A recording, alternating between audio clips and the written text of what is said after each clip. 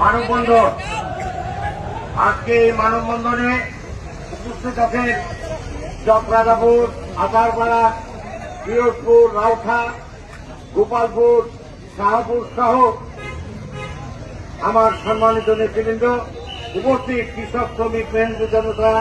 এবং আজকে আমি সবচেয়ে আশ্চর্য, আপনারা সাংবাদিকেরা খেয়াল করবেন যে আমার মা বোনরা কত আসছে, তারা কি অবস্থায় জীবনযাপন করছে, এই বিষয়গুলো আপনাদের সাংবাদিকের মাধ্যমে সারা বাংলাদেশের মানুষ জানতে পারে, তারা সমস্ত প্রক্রিয়া করবে। এইটা আপনাদের কাছে আমার অনুরোধ। আজকে আপনারা জানেন আজকে আমরা কেন রাজপথে নামলাম।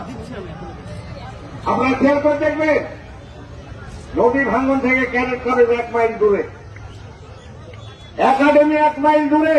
ওটা আমাদের রাষ্ট্রীয় সম্পদ, ওটার বিরোধিতা করছি না, কিন্তু ওটাকে আপনি রক্ষা করতে হবে। আজকে গোপালপুর সহ, পিরোজপুর সহ, শাহপুর সহ, চকরাজাপুর সহ এগুলোর ব্যবস্থা আপনাকে করতে হবে। আপনাকে পরিষ্কারভাবে বলতে চাই, যদি এটা না করেন এবং যদি এটা কেন্দ্রে না আসে, স্থায়ী বান যদি না হয়, আলাদা অফিস করতে দেওয়া হবে না, আপনাদেরকে অফিস দেওয়া হবে। আপনারা মনে করেন না জন্য আমাদের দরকার, বেশি দরকার হবে না।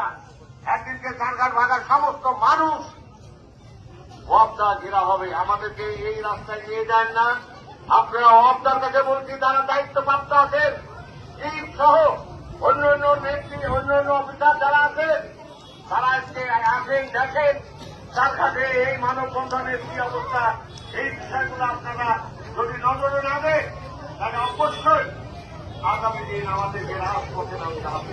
কিন্তু রাজপথে না, আপনাদেরকে অফিস করতে বলা হবো আপনার থেকে, অর্থাৎ আপনাদের বন্ধ করে দেওয়া হবে।